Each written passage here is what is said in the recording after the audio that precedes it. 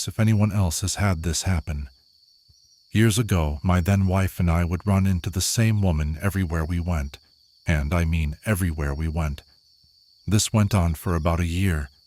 Go to the grocery store. She would be there shopping. Starbucks. Yep, sitting right behind us. Walking around the mall. She would pass us walking in the other direction. Movie theater.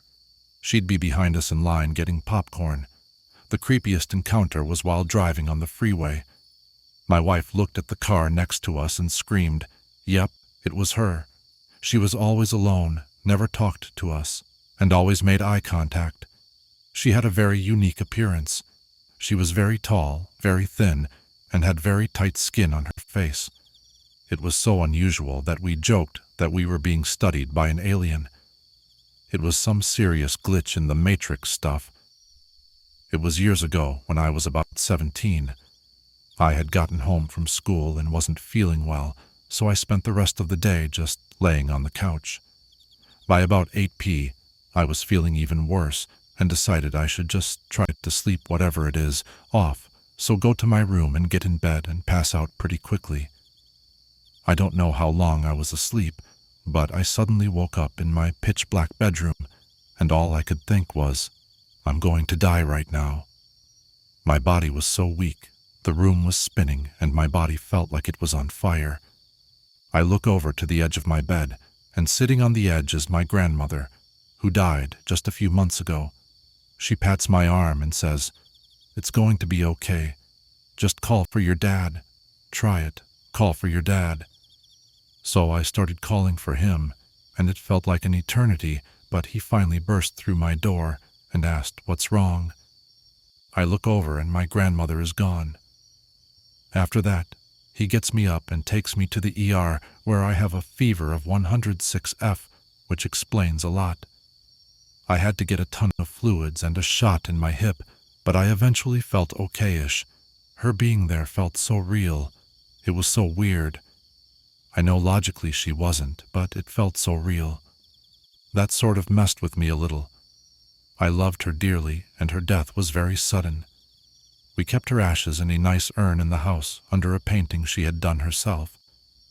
When I got home and passed by, I said thanks to her. I know it was the fever melting my brain, and maybe some sleep paralysis, but it still made me question the afterlife and those sorts of things. When I was 12 or so and still living at my parents' house, I woke up in the middle of the night to pee. I got to the bathroom and heard what sounded like a party going on downstairs. Laughter, music, the sound of glasses being knocked together for a toast, the whole shebang. I thought it was weird that my parents had friends over so late and hadn't told me, but I decided to go and see who was there. Opened the door to the kitchen, and the entire downstairs was completely dark and silent, not even a TV on. I was thoroughly confused, but the strangeness of the situation didn't really register, so I never told anyone. Years and years later, I mentioned this to my dad, and he said he had heard them too. Turns out there used to be a small public bar in their home, which is over 150 years old. I guess some of the patrons decided to hang out for eternity. My cat hated me for the first 7 years we had him. He was a feral that was tamed by my wife and only accepted affection from her. My wife assured me that this was common for ferals. Then one day he suddenly warmed up to me and wanted me to pet him. We've been best friends ever since. This was approximately 4 years ago, about the time that my wife's brain cancer was becoming aggressive. Even before we were aware of it. She died 2 years ago. It's like he knew it was just going to be the two of us one day. I burnt about 10 filing cabinets full of papers for my high school friend's dad for less than minimum wage back in 2004. Literally millions of lines of words, maybe even 1,000,000 pages or close, just tossing them into a barrel burning. After a few hours, I victoriously tossed in the last folder. A little sprite of flame shoots out, and a singed fortune cookie-looking piece of paper floats to the ground in front of me with the words only "What burns does not return." I still don't know WTF. The probability just is astronomical. Not me, but my grandfather.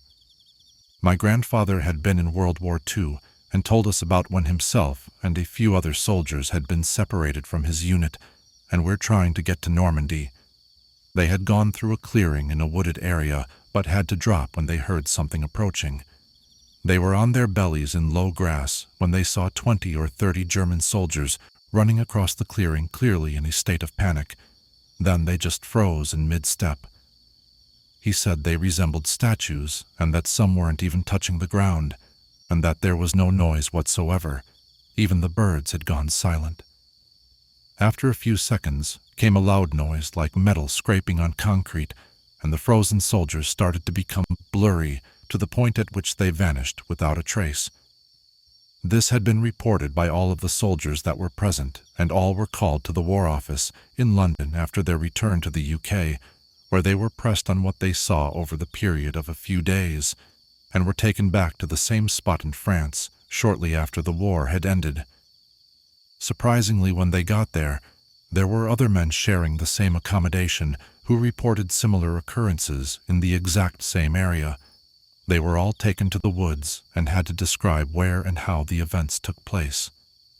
My granddad had said that the entire area was guarded heavily, and that part of the ground was heavily excavated.